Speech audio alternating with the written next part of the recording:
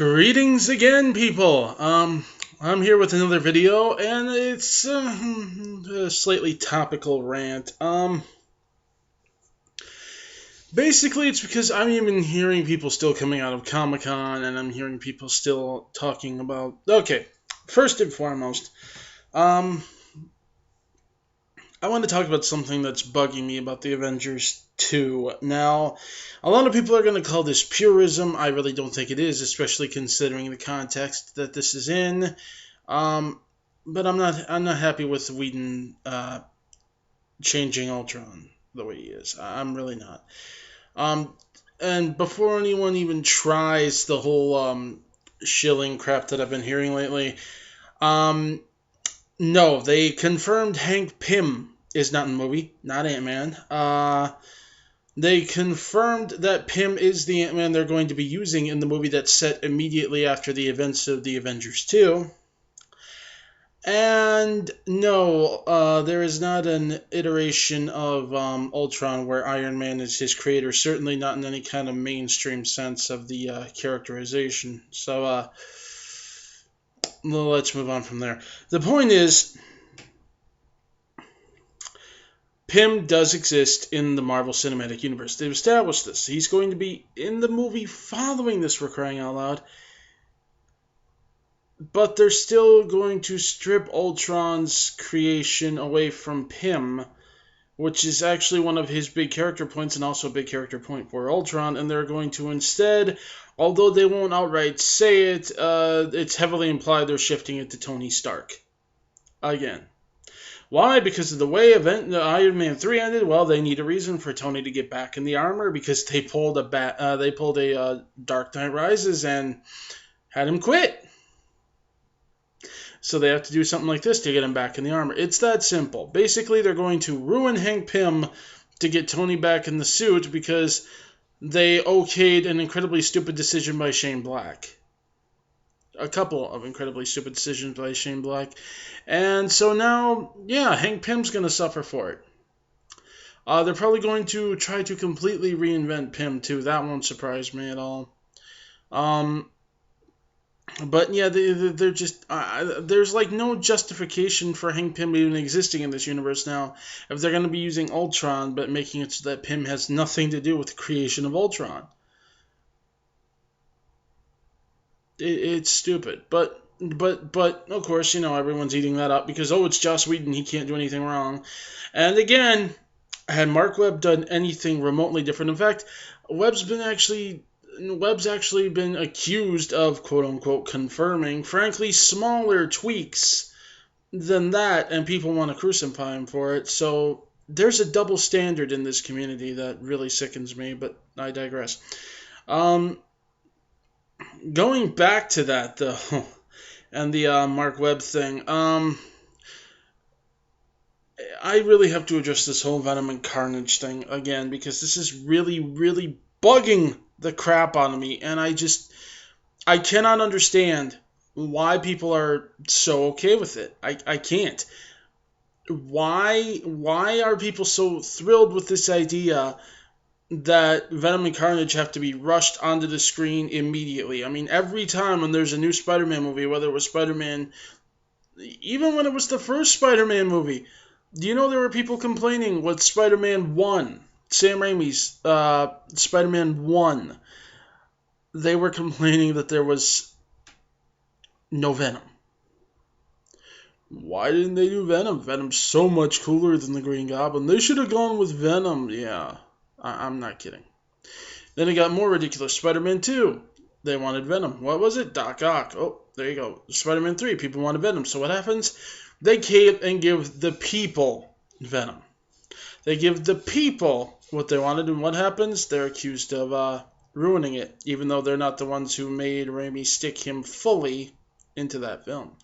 But again, I digress. Point is, and how did they ruin Venom? Well, there was this whole thing about Eddie Brock and how they changed him from being a serious journalist with some past issues that drove him to be hyper overachieving. Oh wait, what's that? Oh no, they you know.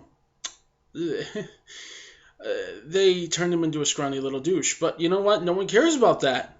In fact, I see a lot of people who say that if they can get Eddie Brock right, why can't they get... Okay. They turn... it's not just the body type either. See, that's the other thing. The only complaints I ever hear about Eddie Brock is that Topher Grace was way too scrawny to play him. Look, Eddie Brock, was not some douchebag who was out to make a name for himself. He did not Photoshop images to make someone look guilty who was innocent. He tried to identify Sin Eater. He thought he had his identity.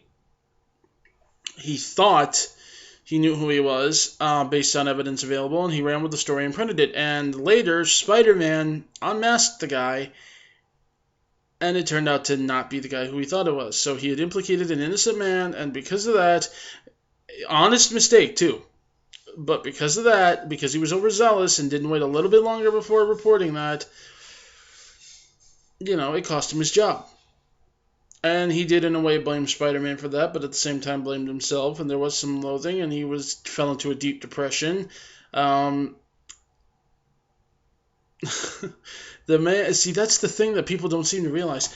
The man, for so long, do you know why Eddie Brock was in that church that night?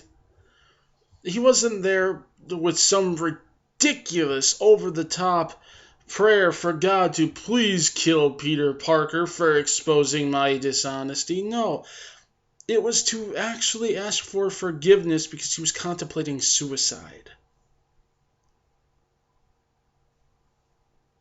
This is, by the way, it's the humanity that Sam Raimi said that Eddie Brock / Venom does not have. Anyway, point is, that is first and foremost how they screwed up Venom. Honestly, the introduction of the symbiote and how it gets on him was done all right. And before anyone snaps at me, no, I'm not talking about how Peter acted when he had the suit on. No, I'm not talking about the fact that he was able to take it off and yet it still affected him. No, I'm talking about how it was introduced. If you're going to have a movie where you cannot, realistically, in any sense, cannot do the Secret Wars, of course you're going to have to find a new way to introduce the symbiote. The animated series did it. I don't recall people throwing a fit, but the animated series did it via the goo somehow attaching itself to a space shuttle. In this case, it was inside of a meteor, and it was awakened when the thing got heated up and impacted, and it came out. Now, honestly, that's an alright introduction for the symbiote. It really was. I had no complaints about that. The way it got onto Brock, I had no real complaints about. But the problem that people had, actually, it wasn't even necessarily with Venom's personality. Again, it was his look. I am willing to bet you money that if they had made Venom the big, hulking, drooling, venomous, tongue hanging out thing that everyone expected to see, no one would have complained about him being screwed up. Okay? This is the kind of thing we're dealing with here. Maybe people would have. Some would have, but they would have been laughed at as being purists. See, that's the other problem that we have. I can understand deviations from story points to a degree, especially when you're working within the far more limited resources of a film as opposed to a comic universe. But when you go and you change how a character acts, how they behave, what motivates them, all that stuff, that's not being a purist. That's objecting to a complete alteration of a character to the point where that character is unrecognizable except for the name. Oh, and the flashy suit they wear. That's not being a purist, and I'm so sick of people poo-pooing any complaints about these movies. Oh, you can't expect it to be exactly... No, I don't. I just expect these character traits to remain intact, and that's not even a little unreasonable. But I digress. The point is, though, there are people now who want a Venom movie. Again, a Venom movie. Why? Because, they talked about doing it, and they wouldn't drop it even after they rebooted. Guys, that should be a clue right there. Avi Arad's been kicking this thing around more so than Matt Tolmach. Matt Tolmach's kind of sort of let it go to a degree. But Avi Arad is still seriously kicking that around, and he keeps bringing it up in interviews, and that's why people are insisting, oh, they're going to do it. Oh, they're going to do it. They're going to do it. They're going to do it. We're going to get Venom in the next movie. There are people who actually wanted to see Venom in the first Amazing Spider-Man film. Again, right off the bat, they wanted Venom. In fact, they were actually saying, have Venom be what gives him his powers. That's not how it worked. It was the opposite. I mean, people... Oh my god. I'm sorry, I'm getting a little angry. But they're actually saying that, or they're saying just don't have it come in contact with Peter at all and give it its own movie. And, oh, we'll make it an Agent Venom movie with Flash Thompson. It's like, okay, but that symbiote still only has its powers because it was attached to Peter, bonded with Peter. Peter gave it the power. And what do they say? Oh, well, we'll make something up. Maybe have it attached to him real quick and jump off or something. It's like, oh, God. Okay. So they want to basically completely screw the entire symbiote Spider-Man arc and just have it jump on him real quick and jump off and maybe take a little blood or something with him, and there you go. And then it's like, okay, so you want an Agent Venom movie? Yeah, then he can fight Carnage on the big screen. And I've even seen people who would just say forego Venom completely and bring in Carnage. How? I don't even know how. Carnage, it's the child of Venom, who you're completely wiping out. And Venom, and thus by extension Carnage, only have the power they have because of the power that they took from Peter, which is what allows the... Okay. So then, you know what they say? They say, go with the ultimate Carnage. Yeah, you know, the version of Carnage everyone hated that was somehow inexplicably born from Peter's blood? Yeah. They say, just do that. Have it attached to Gwen, even.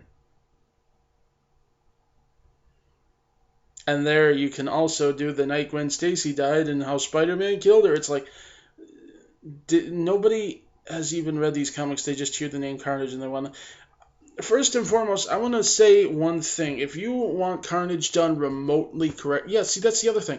They want the ultimate origin and the ultimate Carnage, but they want him to have the 616 Carnage's personality and mind. Ultimate Carnage was a mindless beast. He doesn't have a mind or a personality.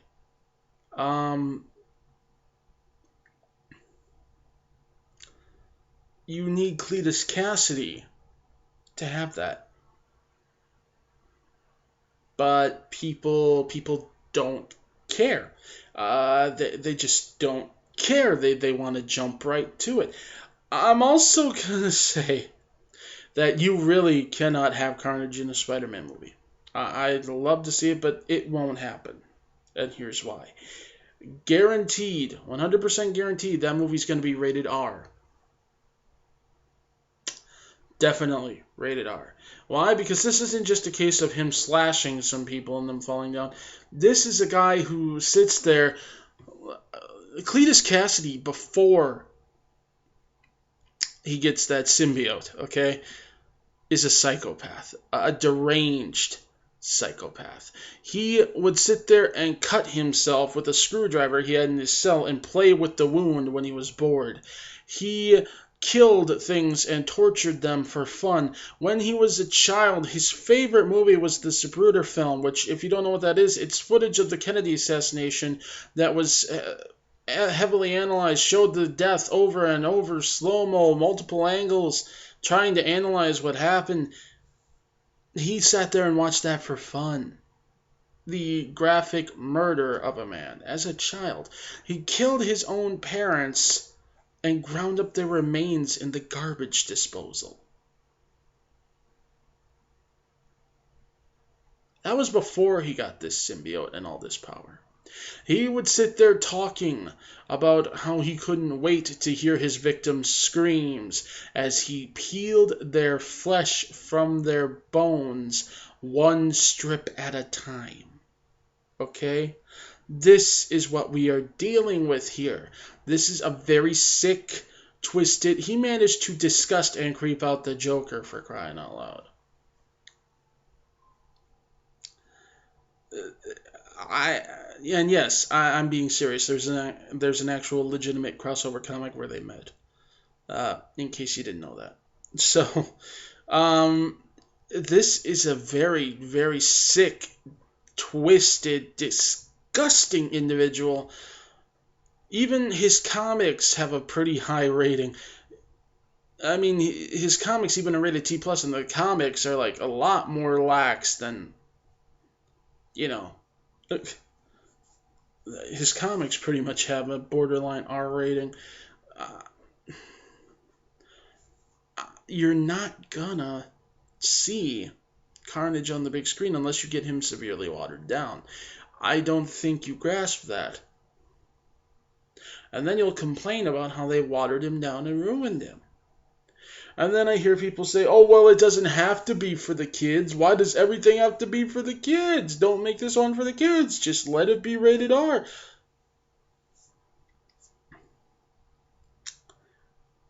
Because everything else was made to be viewed by as wide an audience as possible. And then suddenly you just want to buck that trend for this one movie, and then it can go right back to being happy-go-lucky land or whatever you seem to think it is without Carnage. No, it makes no sense to go out of your way to create an entry in the series and then it's guaranteed an R rating when the rest of the series is always going to be like a PG-13, mild PG-13 at best. I don't see that happening. I'm sorry. I don't think you would want that to happen, but apparently you do.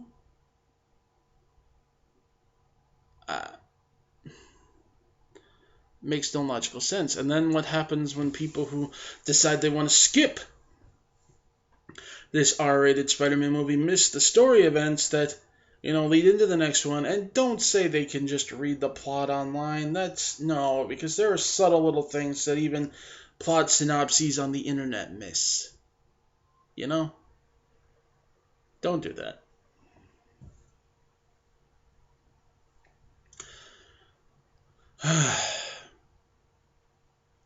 I mean, think about it this way. When you ask for characters being tossed in just for the sake of being there, it never ends well. People thought Catwoman could handle her own movie completely separate of Batman. Look what happened there. Granted that's only part of its many problems, but look what happened there. All right? Look what happened with the Steel movie. You try to create a movie about Steel, a character whose very existence was dependent upon the death of Superman, who does not exist in his world. Look what they did to that. Having to fudge a new origin for him. Look at, for a more direct example, look at Bane. Bane in Batman and Robin. He was thrown in there because he was popular. He was a popular character. People liked it. People wanted him. So what did they do? They found a way to fit him in, threw him in there, and just made him a stupid muscle-bound Hulk who pretty much only knew how to scream his own name. Burn! Is that what you want for Carnage? Would that make you happy? That's essentially what you're asking for Venom and Carnage in half the time. And then you throw a fit about it when you get it.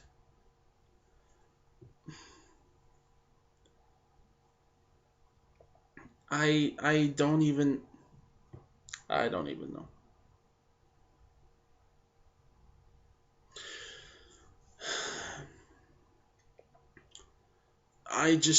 As much as I'd like to see a proper depiction of Carnage, I don't think we're going to see that. I don't. I mean, heck, we'd be more likely to see that in a live-action version of a Spider-Man TV series than we would anything else. And even then, he'd be slightly watered down. I mean, I honestly, Excuse me, forgive me, it's late. I honestly don't know what you guys expect. I don't. But if you got it, I guarantee you'd hate it. Or, it would be, I'm serious. There are things you say, oh, they can easily do that. No, they really can't easily do. You don't consider this from the perspective of the filmmakers or the brand. No one does. Everyone only sees it from their own perspective and what they want.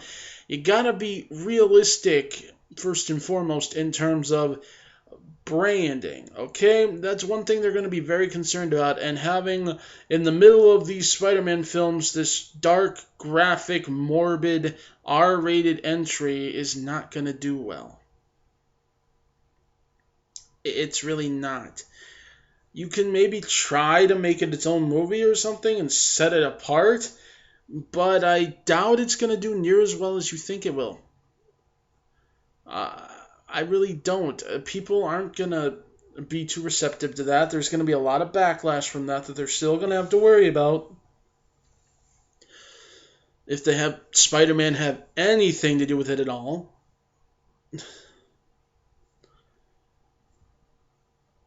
So for the sake of the brand even, I'm pretty sure we're not going to see that happen. I'm sorry. But also from a storytelling perspective. See, no one ever considers this from a storytelling perspective. How to make this work. Who cares? Just write it in there. They can do it. They're the ones who have to write this stuff, not me. There you go.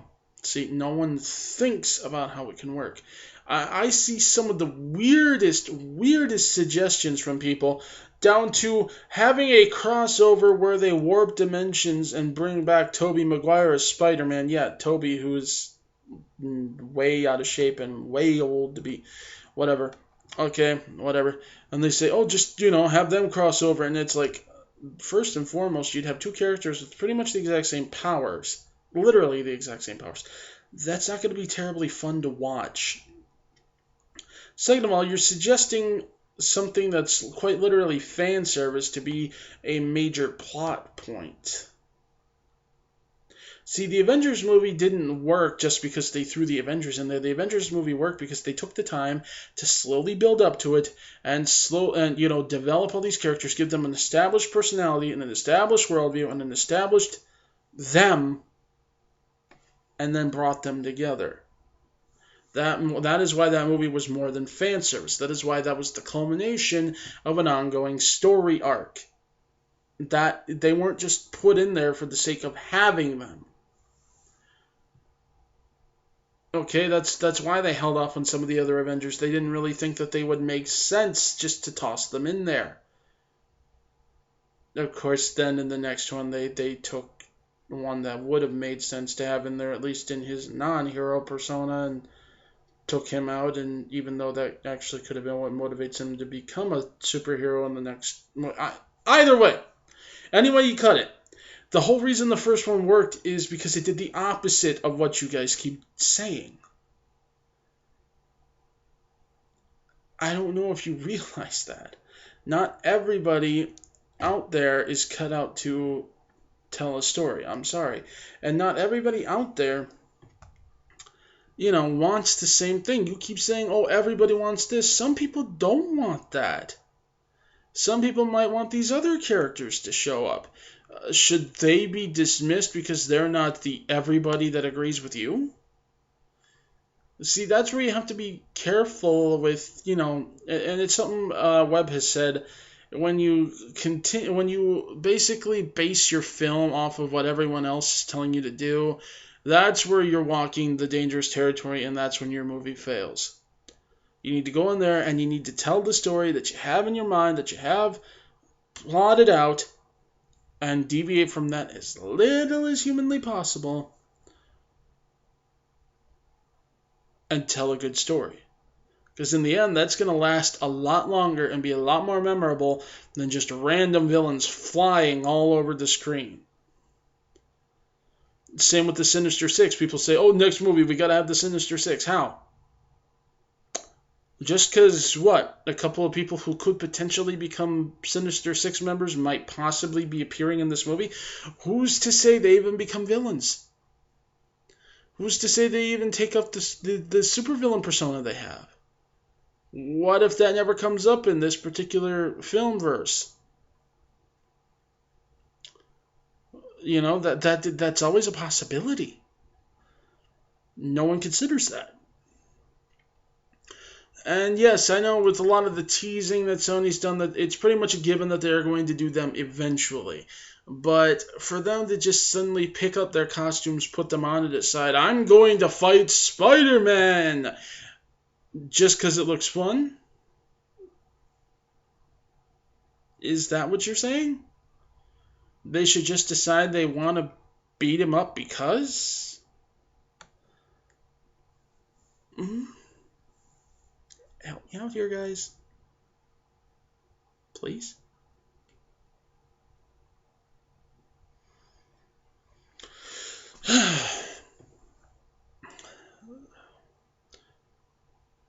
Sometimes I just really wish people would take a step back and look at what they're actually asking for before they ask for it.